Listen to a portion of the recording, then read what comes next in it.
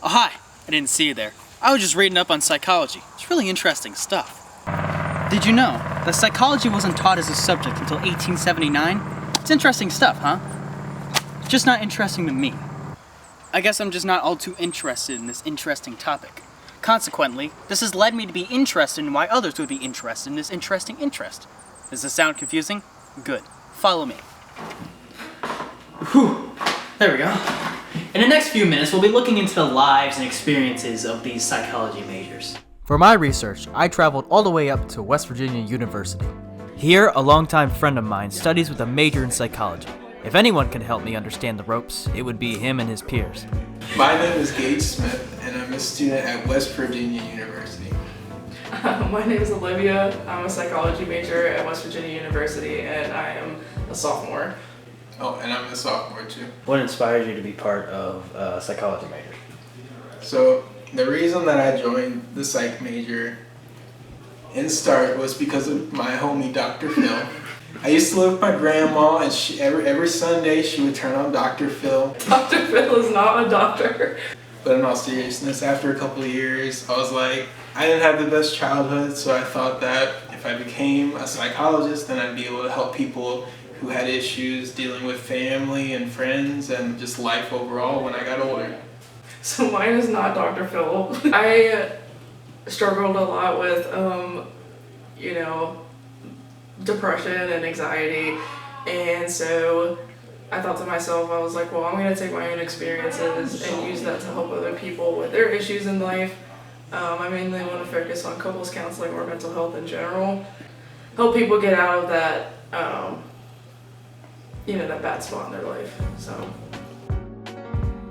What's also worth noting, the motivations to take psychology, how their interests become formed.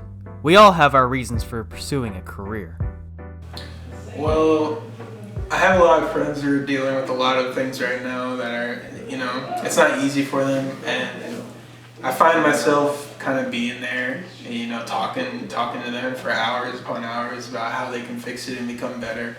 And I guess after talking with my friends for as long as I did and having so many friends to talk to about this kind of stuff, I kind of realized that I'm good at it. So, and most of the time they take my opinions and they go with it. And most of the time it works out pretty well. So I figured, that that's not a sign that I should, keep on going with it and get paid money for it. Why not? I've always been like the same person, like the person that like my friends would come to, or like even my own family, like my own parents come to me for advice.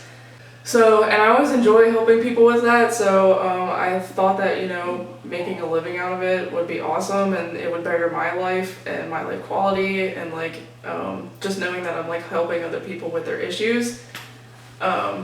So it is pretty similar to his, like you and me even have like deep conversations, like, so, but yeah, I've always been like a deep thinker, and I think that psychology has a lot to like do with that. So it's just something I enjoy doing, is helping others with their life problems.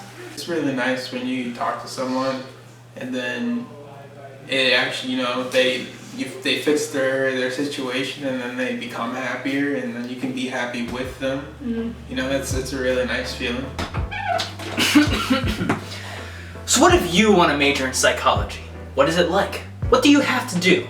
We asked our participants the same question. So you're telling me I could change people's lives right now? Yes, absolutely. If you're dead set on becoming some type of psychologist in some way, it's fun and it feels really nice, but it's also difficult. And make sure that you know that it's going to be hard sometimes, and you're going to have to talk to people that sometimes you may feel like you can't get through with it. You can't help them, but it gets on you sometimes. It's hard because you think about all the people that you could affect, and sometimes being around issues such as that, they get to you too. But I think in the end, it's good to realize that you're doing a good thing. You're really helping people. You're probably saving some people's lives too. My thoughts to it too. Like obviously we're not psychologists yet. We're only still an undergrad. But when you do, from stories I've heard from other people, and I think it's just common sense too, it's like you're going to take some serious situations into your hands. and you're going to feel some sense of responsibility for helping those people get through difficult times in their life. It ends up sometimes being up to you about how you influence those people. You have to know to say the right things. You have to know how to handle situations perfectly, and you're going to make mistakes, and it's just kind of inevitable. And there may be some heavy situations that you're going to take home with you, and it's going to affect your own mental stability a little bit as well. So if you do become a psychology major, you just have to make sure that you're prepared to take some of that stuff home with you, and because it will affect you sometimes. Just make sure you have a strong heart, a strong mind, and you know how to keep yourself together when things get hard. And yeah, I mean, that's pretty much the whole basis of it. And you make a lot of money. So, I hope you all have learned something on our adventure. We've looked into the lives, the experiences, and the motivations behind studying in psychology. But we've barely even scratched the surface. So kids, save up. Your education is waiting.